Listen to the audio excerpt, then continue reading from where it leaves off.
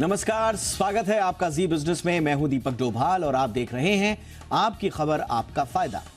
खराब लाइफस्टाइल और बेतरतीब खानपान से थायराइड का खतरा तेजी से बढ़ रहा है। देश में करीब 4.25 करोड़ लोग थायराइड से पीड़ित हैं। पिछले 10 साल में थायराइड कैंसर के मामले भी 2.5% से बढ़कर 4% हो गए हैं। पुरुषों के मुकाबले महिलाओं में इस बीमारी का खतरा ज्यादा होता है, लेकिन पुरुष भी लगातार इसकी जद में अब ज्यादा तेजी से आ रहे हैं। आज वर्ल्ड थायराइड डे है। ऐसे में आज हम इसी मुद्दे पर बात करेंगे, समझेंगे कि क्या है ये बीमारी, इसके लक्षण क्या है, साथ ही इसके बचाव पर भी करेंगे एक्सपर्ट से चर्चा, और थायराइड को कितना सीरियसली आपको लेना है। इस पे अगर चूक की, कोई लापरवाही की, तो ये कितना बड़ा खतरनाक साबित हो सकता है आपके जीवन के लिए, समझेंगे बहुत ही खास मेहमानों के साथ। लेकिन पहले ये रिपोर्ट।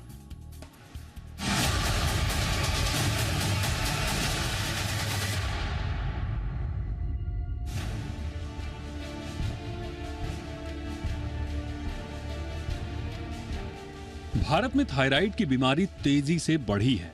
एक आंकड़े के मुताबिक देश में करीब 4.25 करोड़ लोग थायराइड के रोग से जूझ रहे हैं। अनहेल्दी डाइट और खराब जीवन शैली के चलते थायराइड तेजी से लोगों को अपनी चपेट में ले रहा है।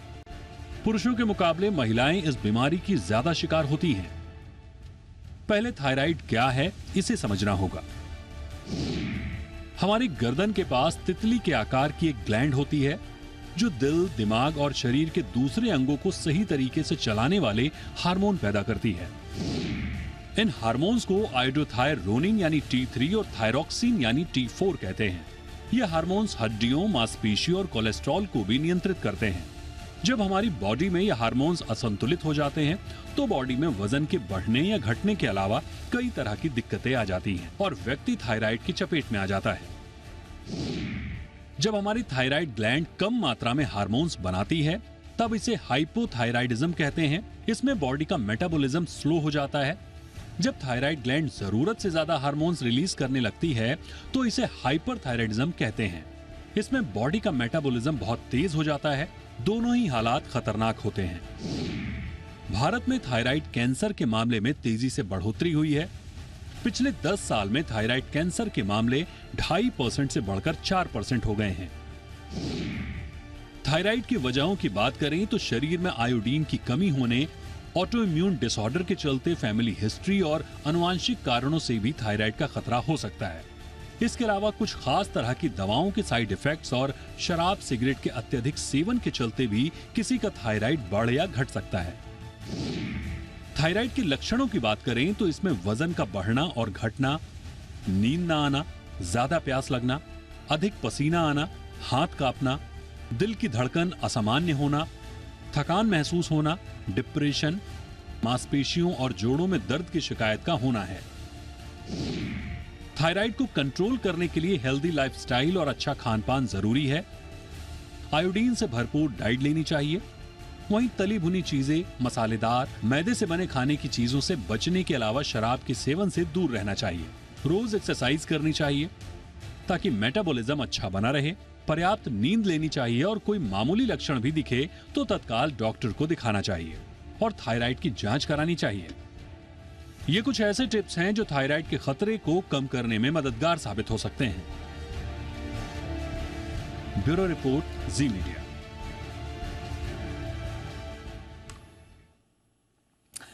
बहुत ही खास मेहमानों का पैनल हमारे साथ होगा, लेकिन फिलहाल हमारे साथ जुड़ चुके हैं खास मेहमान।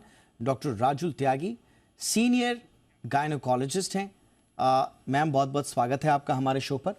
और चर्चा की शुरुआत मैम आपसे ही करना चाहेंगे। मैम, ये एग्जैक्टली ये थायराइड की जो प्रॉब्लम है या डिसऑर्डर है, ये एग्जैक्टली क्या है और इसका एक आम इंसान के लिए मतलब क्या है? थायराइड एक ऐसे ग्लैंड है जो कि एक हार्मोन सिक्रीट करती है जिसको हम TSH या थायराइड स्टिमुलेटिंग हार्मोन बोलते हैं। और इसके साथ साथ इसमें T3, T4 ये हार्मोन भी सिक्रीट करती है जो कि बॉडी की नॉर्मल मेटाबॉलिज्म को बनाए रखते हैं और बहुत सारे हमारे शरीर के विभिन्न ऑर्गन्स को अफेक्ट करते हैं। तो इसका नॉर्मल वैल्यूज, नॉर्मल बॉडी में सीरम में नॉर्मल लेवल होना बहुत ज़रूरी है। इसकी ज़्यादा मात्रा अगर थायराइड के अगर कमी हो जाती है तो हम इसे हाइपोथायराइडिज्म कहते हैं, और अगर ये थायराइड हार्मोन की ज्यादा मात्रा हो जाती है तो इसको हम हाइपरथायराइडिज्म कहते हैं। जी मैम। मैम, ये होता क्यों है और इसमें ये गड़बड़ क्यों हो जाती है? गड़बड़ इसके कई कारण हो सकते हैं। सबसे मोस्ट इम्पॉर्टेंट कारण है हमारे खाने में आयोडीन की मात्रा कमी होनी। पर 1980 में गवर्नमेंट ने जो अभियान चलाया कि आयोडाइज सॉल्ट होगा, उससे ये प्रॉब्लम खत्म हो गई है। पर और भी बहुत सारे कारण हैं जिसके कारण थायराइड हो सकता है, जैसे कि ऑटो इम्यून डिजीज हो सकती है, कैंसर के पेशेंट जिनमें रेडियोथेरेपी होती है, या नेक की सर्जरी हो, या जॉ की सर्जरी हो, टंग की सर्जरी हो, इस तरह की सर्जरी होने से या ऑटो इम्यून डिजीज होने से थायराइड की डिजीज हो सकती है। आयोडीन का अपटेक कम लेने से, जैसे लोग कहते हैं सेंधा नमक लें, पिंक सॉल्ट लें, रेड सॉल्ट लें, ये जो सॉल्ट होते हैं इनमें नमक की कमी होती है, आयोडीन की कमी होती है। और स्पेशली जो रॉक्स होते हैं उनमें पानी से ये आयोडीन जो कि ऊपरी सतह पे होता है वो पानी से बह जाता है। जी बिल्कुल। और हमारे साथ जी हाँ एक और खास मेहमान जुड़ चुकी हैं, doctor Swati Maheshwari, senior physician हैं।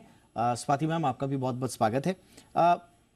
स्वाति मैम, एक चीज़ हम देख रहे हैं, जैसा कि अभी राजुल मैम ने भी बताया कि एक ज़माना होता था जब लोगों में आयोडीन की कमी होती थी, तो लोगों को थायराइड हो जाता था, घेंगा हो जाता था, इस तरह की प्रॉब्लम हो जाती थी। लेकिन अब हमारे आयोडीन जा रहा है, लेकिन उसके बावजूद अब लोगों में ज़्यादा हम थायराइड की प्रॉब्लम्स देख रहे हैं। तो इसका आप क्या कारण मानती है मैम?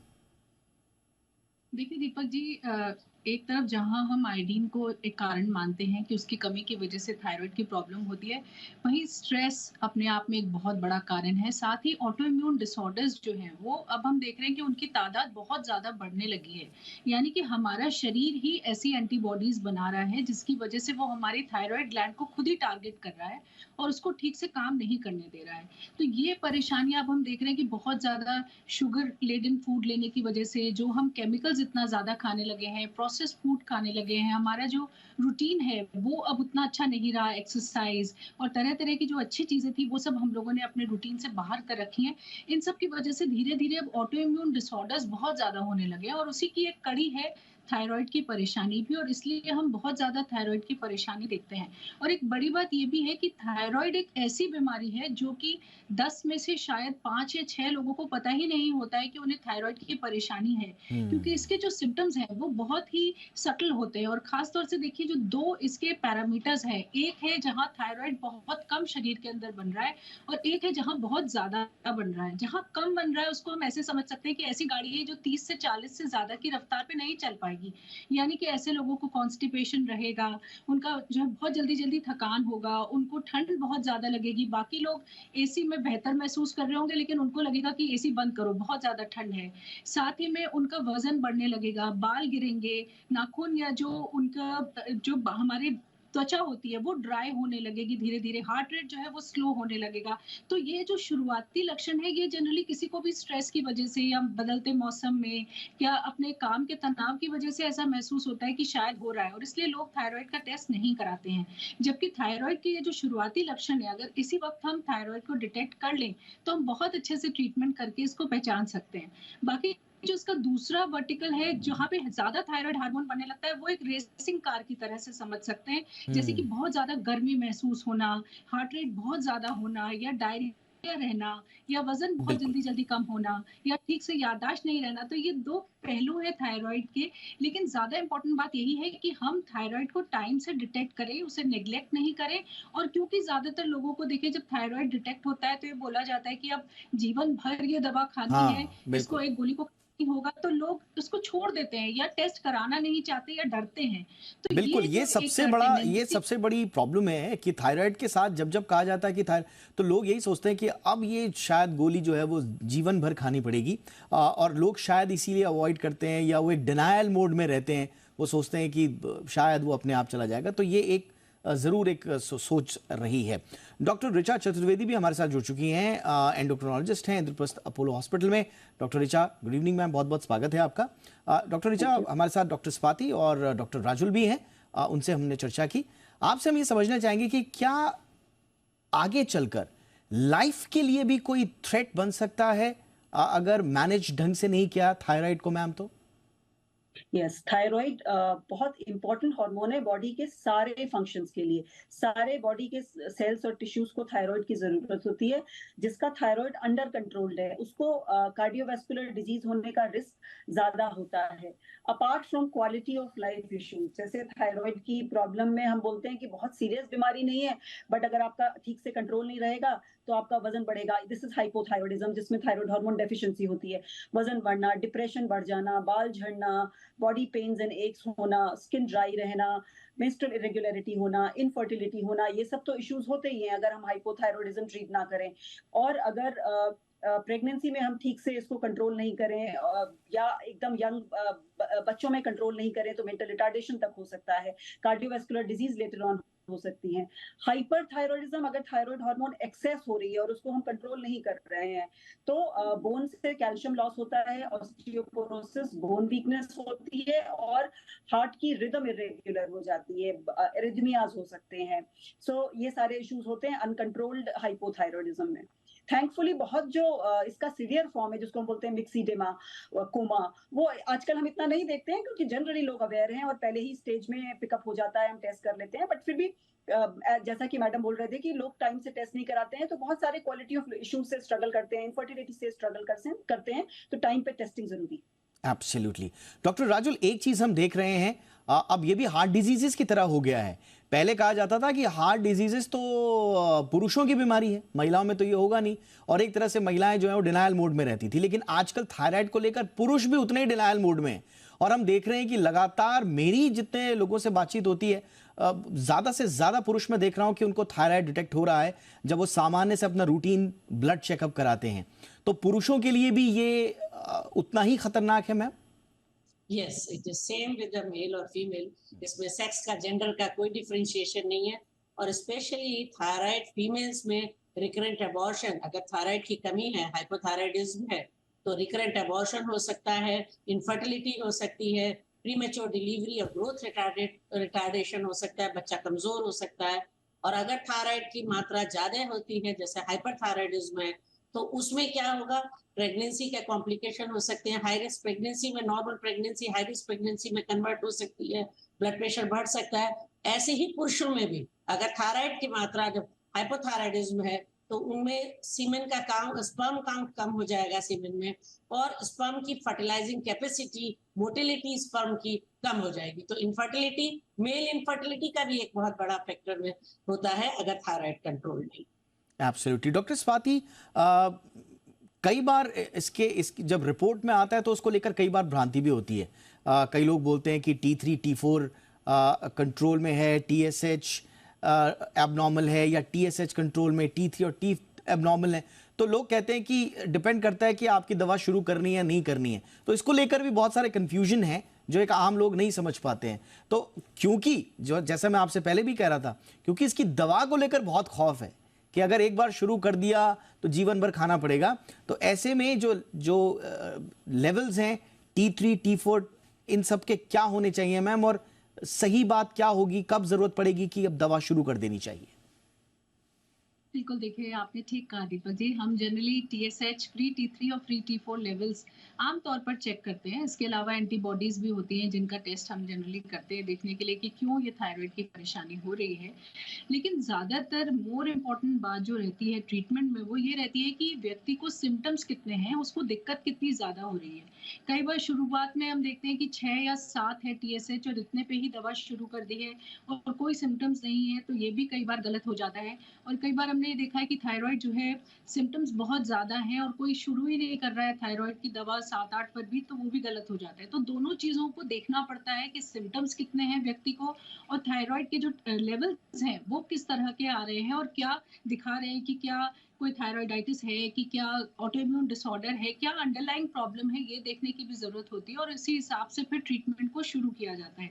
लेकिन ख़ास तौर से एक बात प्रेग्नेंट फीमेल्स के लिए रहती है, क्योंकि जो प्रेगनेंसी में जो फीमेल को थायराइड की प्रॉब्लम होगी, वो बच्चा जो होने वाला है उसमें मेंटल रिटार्डेशन कर सकता है। और ये बहुत ही मतलब इम्पोर्टेंट बात है लोगों के लिए जानने के लिए कि प्रेगनेंसी के टाइम पे हम ट्रीटमेंट जल्दी शुरू करते हैं अगर थायराइड की प्रॉब्लम डिटेक्ट होती है तो। इसलिए खास तौर से प्रेगनेंसी के टाइम पे बहुत ज़्यादा ध्यान रखने की ज़रूरत है। वहीं साथ में ये भी देखा गया है कि देखिए वेट गेन की समस्या है या कोलेस्ट्रॉल बॉडी में ज़्यादा आ रहा है या जो है बहुत ज़्यादा हेयर फॉल हो रहा है, तो ये भी ट्रीटमेंट शुरू करने के बाद ठीक होता है। इसका एक करेक्टिव इफ़ेक्ट आता है। जिन लोगों को बहुत ज़्यादा ये समस्या थायराइड की हो रही है, वो ट्रीटमेंट लेने के बाद सुधार आता है। लेकिन वेट गेन की अगर हम बात करें तो 10% वेट गेन जो है वो इम्प्रूव होता है जब आप थायराइड की दवा लेते हैं। तो ये नहीं सोचिए कि थायराइड की दवा लेंगे और बहुत जल्दी ड्रास्टिकली वेट लूज़ हो जाएगा या बहुत कम हो जाएगा, ऐसा नहीं होता है। और थायराइड की अपनी वजह से जो वेट गेन होता है, वो भी लगभग 10 किलो 5 से 10 किलो के आसपास ही होता है, उससे ज़्यादा नहीं होता है। तो अगर किसी को मॉर्बिड ओबेसिटी है या ओबेसिटी बहुत ज़्यादा वेट गेन हो रहा है, तो थायराइड के अलावा जो दूसरी प्रॉब्लम्स हैं, उनकी तरफ भी ध्यान देने की ज़रूरत होती है। ये साथ आपने ही अगर बहुत इंपॉर्टेंट बोला कोलेस्ट्रॉल मैम जी। ये आपने जी, बहुत और अगर इंपॉर्टेंट बात बोली। कोलेस्ट्रॉल तो थायराइड को आपको बिल्कुल भी अवॉइड नहीं करना है, क्योंकि ये आपके लाइफ की क्वालिटी के लिए बहुत इंपॉर्टेंट एक मेडिकल कंडीशन, हेल्थ कंडीशन है। और इसको अगर आपने अवॉइड किया तो फिर ये पूरी लाइफ की क्वालिटी को खराब कर देता है। बहुत खास मेहमान हमारे साथ डॉक्टर राजुल के पास में चलना चाहूँगा। डॉक्टर राजुल, कई बार हमने देखा है कि मेरे जानने में कई लोग ऐसे हैं जिनको शुरुआत में एंग्जाइटी, डिप्रेशन, मूड स्विंग्स इस तरह की प्रॉब्लम हुई और बाद में पता चला वो साइकेट्रिस्ट को दिखाते रहे, लेकिन बाद में पता चला कि उनको थायराइड का प्रॉब्लम था और वो यहाँ से एसोसिएटेड था। तो बहुत सारे लोग, क्योंकि अब मेंटल वेलबींग की भी बात हो रही है, मेंटल हेल्थ की हम लोग बात करने लगे हैं, तो ये मेंटल हेल्थ का थायराइड कनेक्शन क्या है मैम? राइट, का मेंटल कनेक्शन ये है कि अगर थायराइड का लेवल कम है और हाइपोथायराइडिज्म है, तो इरिटेबिलिटी, स्लीपीनेस, लेजीनेस, ये मूड स्विंग्स बहुत ज्यादा होते हैं। तो we have to be always careful about this. And ऐसे केसेस में हमको पेशेंट को उसको क्वालिटी ऑफ लाइफ को इम्प्रूव करने के लिए उसको स्ट्रेसफुल लाइफ देनी चाहिए। और yoga, exercise, that is very important. And we should know what type of food she should take. She should avoid all the junk food and this dairy products. She should take dairy products. So this is very important. Thyroid का mental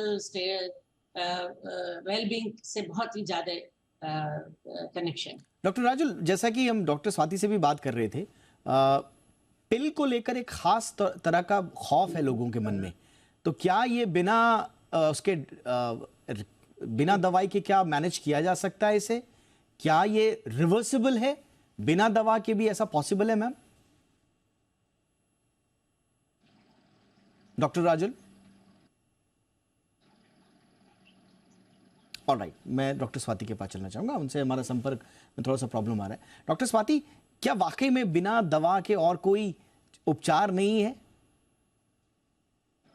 देखिए, अगर hypothyroidism है तो ऐसी स्थिति में दवा ही लेना उचित भी है और दवा ही फायदा भी करती है।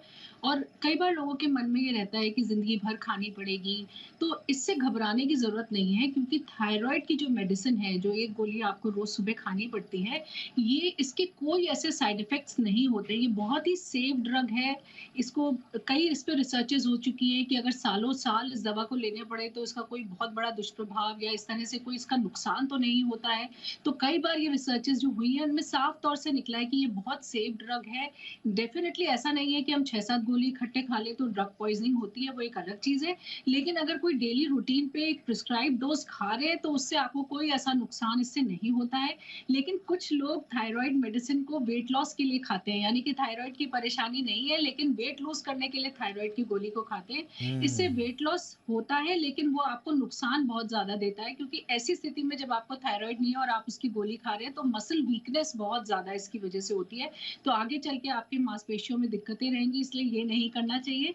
लेकिन मेडिसिन लेने से घबराना नहीं है, और दूसरी बात हमेशा यह ध्यान रखनी है कि मेडिसिन खाली पेट सुबह लेनी चाहिए, क्योंकि अगर आप मेडिसिन को किसी खाने पीने की चीज के साथ या चाय बिस्किट इन चीजों के साथ ले रहे हैं तो दवा का ठीक से एब्जॉर्प्शन नहीं होता है, और ऐसी स्थिति में आपको उसका पूरा फायदा जो दवा का मिलना चाहिए वो नहीं मिलेगा। और अगर डोज आपकी मिस हो गई है, आप भूल गए हैं आज लेना, आपने कुछ खा पी लिया है, तो आप थोड़ा सा खाने से गैप करके आपको उस वक्त अपनी ये डोज ले लेनी चाहिए, नहीं सोचना चाहिए कि अब नेक्स्ट मॉर्निंग ये डोज लेंगे।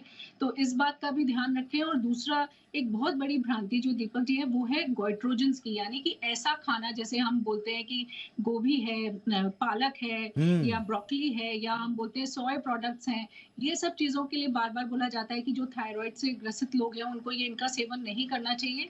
तो इसमें कुछ बात सच है, कुछ बात झूठ है। डेफिनेटली इन चीजों में थोड़े गोइट्रोजन्स होते हैं जो कि आयोडीन का और ज्यादा डिप्लीशन करते हैं बॉडी में जाकर के, और थायराइड अच्छे से बनने नहीं देते। लेकिन अगर आप इनको अच्छे से कुक करके स्टीम करके खाते हैं तब फिर ये आपको नुकसान नहीं देते हैं, तो आप इनका सेवन दूर कर सकते हैं। Thank you so much doctor Swati, आपने ये वाली भ्रांति दूर करके बहुत बड़ा एक अवेयरनेस किया है, क्योंकि बहुत सारे लोगों को खाने पीने को लेकर बहुत सारी भ्रांति होती है। डॉक्टर ऋचा, मैं देखता हूं कि कई लोग जो थायराइड के पेशेंट होते हैं उनके अक्सर दूसरे जो पैरामीटर्स हैं वो गड़बड़ आते हैं, और सबसे ज्यादा लिपिड प्रोफाइल गड़बड़ आता है। तो क्या थायराइड का आपके लिपिड प्रोफाइल से कोई डायरेक्ट कनेक्शन होता है मैम? बिल्कुल बिल्कुल डायरेक्ट कनेक्शन होता है। आपका अगर थायराइड अच्छा कंट्रोल नहीं है,